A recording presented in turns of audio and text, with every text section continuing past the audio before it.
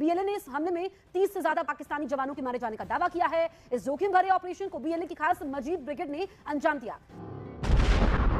धमाका ऐसा कि धरती कांप उठी, धुएं का गुबार ऐसा कि आसमान काला पड़ गया। पाकिस्तान के जिवानी में एक फिदाइन हमले में पाकिस्तान कोस्ट गार्ड के 30 जवानों की मौत हो गई है।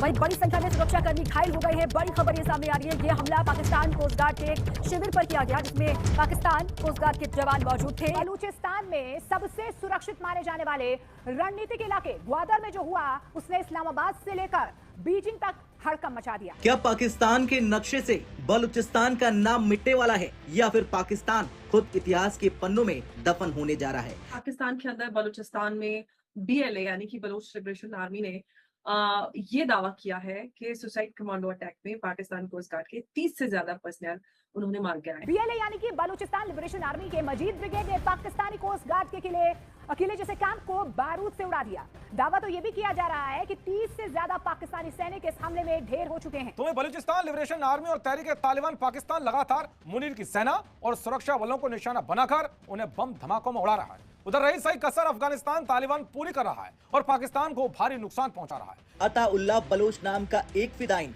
एक ट्रक में सैकड़ों किलो बारूद भरकर मौत बनकर आया। जैसे ही ये ट्रक कोस्ट गार्ड के कैंप से टकराया, आसमान तक आग की लपटें उठी और फिर पाकिस्तान का वो फोर्टिफाइड कैंप जिस पर उसे नाज था, वो महज 43 सेकंड में मलबे का ढेर बन गया। दावा किया जा रहा है कि बलूच लिबरेशन आर्मी यानी बीएलए ने बलूचिस्तान के गवादर में पाकिस्तान कोस्ट गार्ड के कैंप पर अब तक का सबसे बड़ा फियादीन हमला किया है। एक आत्मघाती हमलावर बारूद से भरा ट्रक लेकर कैंप में घुस गया और खुद को उड़ा लिया। जय हिंद दोस्तों, भारत एंड वेब न्यूज में आप सभी का स्वागत है। तो एक बार फिर से दोस्तों पाकिस्तान के परिंदों को बीएलए ने बॉम्ब से उड़ा दिया है, जिसके कारण से सारे पाकिस्तान में काफी ज्यादा बवाल मच रहा है। दरअसल दोस्तों पाकिस्तान में एक के बाद एक कई हमले हो रहे हैं, जिसमें कि एक तरफ से उन्हें तालिबान अफगानिस्तान मार रहा है और दूसरी तरफ से बीएलए। अभी पाकिस्तान की आर्मी में जितने हमले हो रहे हैं उसे देखते हुए पाकिस्तान की सिक्योरिटी फोर्सेस में काफी ज्यादा सवाल उठ रहे हैं, क्योंकि एक के बाद एक वहाँ के आर्मी ऑफिशियल मारे ही जा रहे हैं। कुछ दिनों पहले कराची में एक हमला हुआ था और अब खबर आ रही है कि बीएलए ने भी ग्वादर में सुरक्षा बलों पर हमला कर दिया है, जिसमें कि बताया जा रहा है कि 30 से भी ज्यादा जवान मारे गए हैं। इस हमले की जिम्मेदारी खुद बीएलए ने एक बयान में आकर ली है। उन्होंने कहा है कि ये हमला उन्होंने ही किया है। इस हमले में बीएलए ने एक विस्फोटकों से भरी हुई गाड़ी को कोस्ट गार्ड के बेस पर ले जाकर क्रैश कर दिया, जिसके बाद वहां पर एक बड़ा धमाका हुआ, जिसमें 30 पाकिस्तानी सैनिक मारे गए और बहुत से लोग घायल भी हुए। बलूचिस्तान पोस्ट की रिपोर्ट में ये भी बताया गया है कि इस मिशन को अंजाम देने वाला बीएलए का खास आदमी मजीद ब्रिगेड था, जिसने की खुद उस गाड़ी में बैठकर उस गाड़ी को ले जाकर कोस्ट गार्ड में क्रैश कर दिया। वैसे पाकिस्तानी सेना पर ऐसे आए दिन हमले होना कोई नई बात नहीं है। कई दिनों से आए दिन हर एक दिन मतलब कि पाकिस्तानी सैनिक मारे ही जा रहे हैं, जिसका कि जवाब पाकिस्तानी सरकार देने को तैयार ही नहीं हो रही है। वो हर दिन हो रहे ऐसी खबरों को दबाते ही जा रहे हैं। इस हमले के बारे में भी अभी तक के पाकिस्तानी सरकार की तरफ से कोई भी ऑफिशियल पोस्ट नहीं आया है, जो कि कभी आएगा भी नहीं, क्योंकि पाकिस्तान को छुपाने के अलावा और कुछ करना भी नहीं आता है। पाकिस्तान के अंदर के हालात आए दिन बिगड़ते ही जा रहे हैं। एक तरफ उनकी सेना पर हमले हो रहे हैं और दूसरी तरफ पीओजे के वहां पर भी अभी तक प्रोटेस्ट चल ही रहा है। वैसे आप सभी का पाकिस्तान की ऐसी हालत पर क्या सोचना है, आप इस पर अपनी राय कमेंट में जरूर से बताएं। वीडियो अच्छा लगे तो वीडियो को लाइक और चैनल को सब्सक्राइब करना भी मत भूलेगा।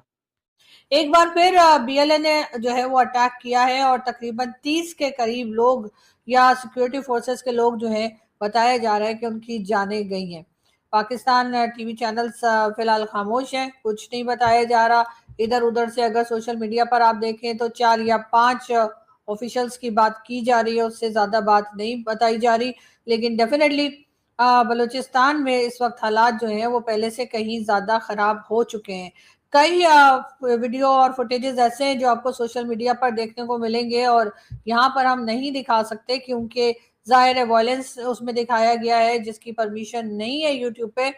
तो जी आप मगर वहाँ जाके अंदाज़ा लगा सकते हैं कि क्या हालात हैं इस वक्त बलूचिस्तान या ग्वादर के अंदर। कई बार जो है वहाँ के लोग कह चुके हैं कि जी चाइना को जिस तरह से वहाँ पर रखा गया है, चाइना के साथ जो सीपीसी बन रहा है, जो कि बनता ही चला जा रहा है और एक अरसे से उसके ऊपर बात हो रही है। वहाँ के मकामी लोग कह रहे हैं कि जी उनको उससे कोई फायदा नहीं है, उनको तो साफ पीने का पानी तक नहीं मिल रहा। लेकिन उनकी बातों को ना तो सुना जा रहा है और ना ही किसी किस्म की इम्पोर्टेंस दी जा रही है।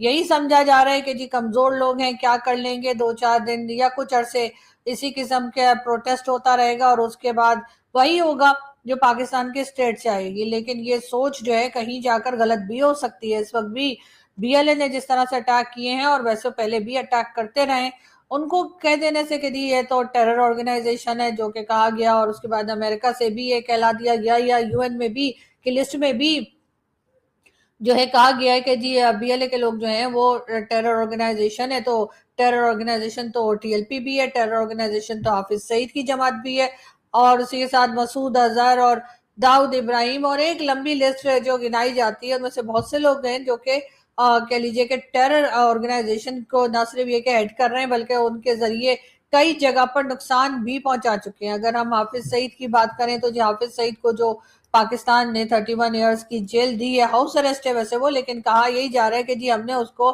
31 इयर्स के लिए जेल दे दी है। तो फिर वो किस जुर्म में दी है, उसने ऐसा क्या किया था? जाहिर है वो टेररिज्म के लिए ही अंदर गया है और टेररिज्म पर ही उसको सजा भी हुई है।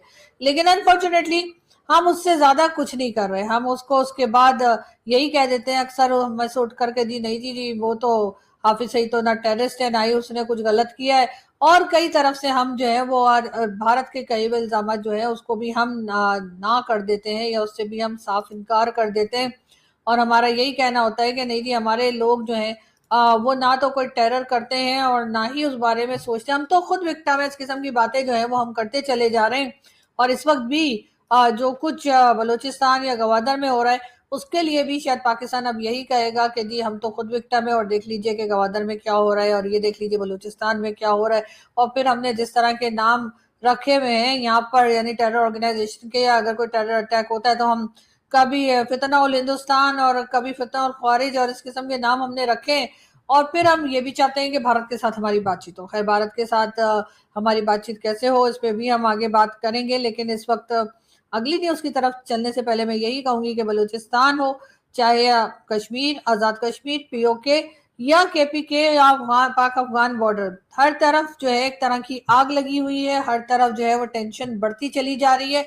लेकिन हमारे लोग जो हैं वो बजाय उसको किसी तरीके से अकल लगाकर और बातचीत के जरिए, डायलॉग के जरिए उस मसले का हल निकालने के बजाय जब जोर जबरदस्ती और अपने आप को बहुत पावरफुल समझने लग जाते हैं, तब यही होता है जिस तरह के अटैक्स इस वक्त बलूचिस्तान में या गवादर में चल रहे हैं। और साथ ही साथ जिस किस्म की बातें की जाती हैं कि जैसा लगता है कि जी हमारे अलावा सिर्फ हम सही है, बाकी सब जो है वो गलत है, और अगर कोई हमारी बात नहीं सुनेगा तो हम उसके ऊपर अटैक करेंगे। और फिर यकीनन वो सबके सब लोग जो हैं वो या तो हिंदुस्तान से मिले हुए हैं या अफगानिस्तान के साथ मिले हुए हैं, इस किस्म के, और सब हमारे खिलाफ साजिश